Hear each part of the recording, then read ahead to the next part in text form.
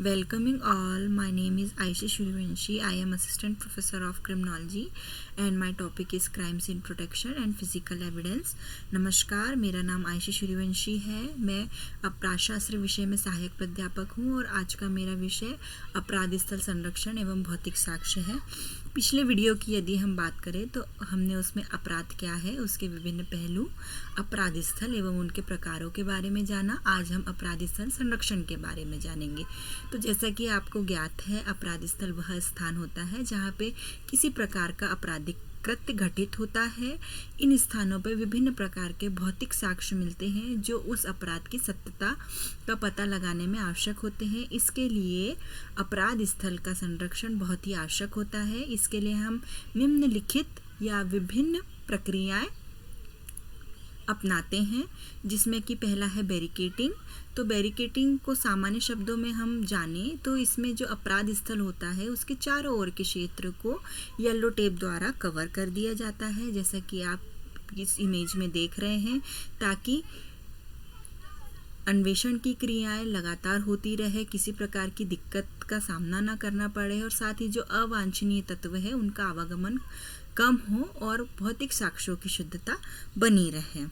दूसरा आता है फोटोग्राफी. फोटोग्राफी अगेन एक बहुत ही इम्पॉर्टेंट या आवश्यक तत्व है. इसके द्वारा जो भी इन्वेस्टिगेशन ऑफिसर होता है या प्रोसेस होती है या न्यायालयिक कार्यवाहियों में जब भी इन्वेस्टिगेटिव ऑफिसर को बुलाया जाता है, जिसे हम आईओ कहते हैं, तो वो इन फोटोग्राफी के द्वारा अपने उस अपराध स्थल की जो भी चीज़ें हुई थी उसे अपनी मेमोरी में फिर से स्टोर कर लेता है और जिस भी प्रकार के आवश्यक तत्व जो कि न्यायालयिक कार्यवाही के लिए आवश्यक होते हैं वहाँ पे वो उस संबंध में साक्ष्य प्रस्तुत कर देता है. साथ ही फोटोग्राफी द्वारा उस समय अपराध स्थल के विभिन्न साक्ष्यों की यथास्थिति के बारे में भी जानकारी मिलती है. हम इसके तीसरे पॉइंट पे आए तो तीसरा होता है स्केचिंग. स्केचिंग, अब आपके मन में ये बात आनी चाहिए, स्केचिंग है जिसे हम हिंदी में रेखा चित्र कहते हैं, वो क्यों ज़रूरी है? चूँकि हमने फोटोग्राफी तो कर ली, लेकिन रेखा चित्रों का भी एक अलग ही महत्व होता है. यह अपराध स्थल के विभिन्न साक्ष्यों की निश्चित माप के बारे में बताते हैं. वहाँ पे रफ स्केच तैयार किया जाता है उस टाइम.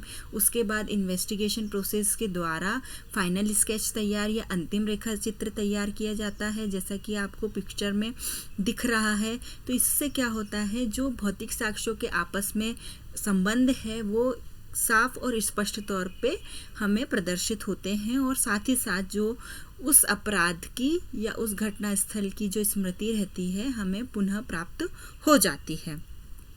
ये इस प्रकार के कुछ प्रोसीजर्स या प्रक्रियाएं इसमें अपनाई जाती हैं. और भी चीज़ें हैं लेकिन समय की कमी के कारण हम उसे इसमें डिफाइन नहीं कर पाएंगे. नेक्स्ट हम आगे चलते हैं. फिजिकल एविडेंस या भौतिक साक्ष्य क्या है, इस बारे में पहले हमें जानना आवश्यक है. तो कोई भी वस्तु जिसकी जांच या विश्लेषण के माध्यम से यह स्पष्ट होता है कि किस प्रकार का अपराध किया गया है, ताकि अपराधी व्यक्ति कौन है, पीड़ित व्यक्ति कौन है और किस प्रकार की वहाँ पे परिस्थितियाँ निर्मित हुई, इन सभी चीज़ों के बारे में जानकारी हमें उस घटना स्थल पर उपस्थित भौतिक साक्ष्य द्वारा ही प्राप्त हो पाती है. इसके द्वारा किसी भी अपराधों की सत्यता के बारे में हमें शुद्ध परिणाम प्राप्त होते हैं. साथ ही किस प्रकार व्यक्ति द्वारा वह अपराध किया गया और साथ ही साथ यही अपराधी व्यक्ति है, इसकी भी जानकारी व इसकी भी सत्यता का पता हमें भौतिक साक्ष्य द्वारा प्राप्त होता है. अब इसके विभिन्न प्रकार होते हैं जिसे हम थोड़ा थोड़ा समझेंगे. सबसे पहले आता है बॉडी मटेरियल. ये शरीर संबंधित पदार्थ होते हैं. इसमें शरीर के विभिन्न अंग हो सकते हैं, हड्डियां हो सकती हैं, दांत हो सकते हैं, बाल हो सकते हैं, हमारी त्वचा हो सकती है, उत्तक हो सकते हैं, विषय संबंधित पदार्थ हो सकते हैं. साथ ही इसमें फिर बॉडी फ्लूइड्स के बारे में बताया गया है, जैसे ब्लड या जिसे हम रक्त कहेंगे, वीर्य कहेंगे, वीर्य धब्बा कहेंगे, पेशाब कहेंगे, लार कहेंगे, पसीना, उल्टी इत्यादि. ये सब चीज़ें बॉडी मटेरियल के अंतर्गत या शारीरिक भौतिक साक्ष्यों के अंतर्गत आती है. इसके बाद हमें बोटनिकल या वनस्पतिक भौतिक साक्ष्य मिलते हैं, जैसे पेंट हो सकता है, लकड़ियाँ हो सकती है, फूल हो सकता है, फल हो सकते हैं, किसी प्रकार के रासायनिक सब्सटेंसेस हो सकते हैं। इसके बाद हम आगे चले तो कुछ विस्फोटक पदार्थ भी हमें या सब्सटेंस मिल सकते हैं, जैसे पेंट हो गया, ऑयल हो गया, एल्कोहलिक प्रोडक्ट हो गए।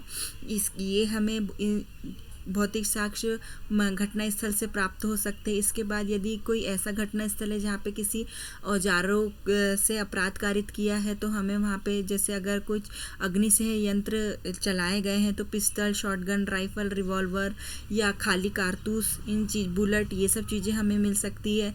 साथ ही यदि किसी धारदार हथियारों का उपयोग किया गया है वो मिलते हैं। साथ ही साथ यहाँ पे एक आता है इम्प्रेशन की बात। तो ये जो होता है बहुत ही आवश्यक भौतिक साक्ष्य होता है।